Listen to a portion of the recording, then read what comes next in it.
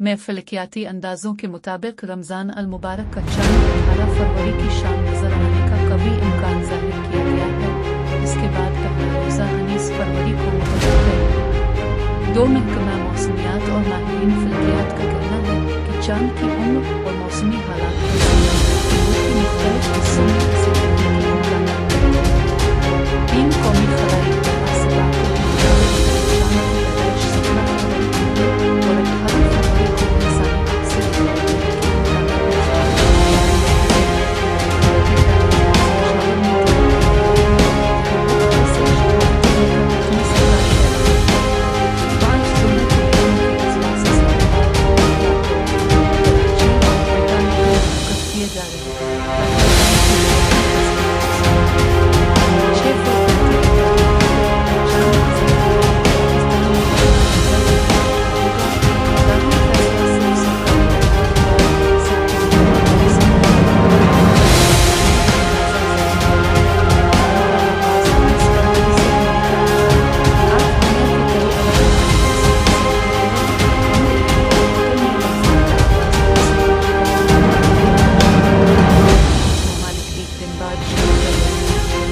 نوعالمی سطح پر مسلمانوں میں رمضان کی آمد کے لیے بھرپور اور جوش و خروش مجموعی طور پر ملک بھر میں نظر چاند دیکھنے پر مرکوز ہے اور عوام سرکاری اعلان کے منتظر ہیں تاکہ روزوں کا باقاعدہ آغاز کیا جائے۔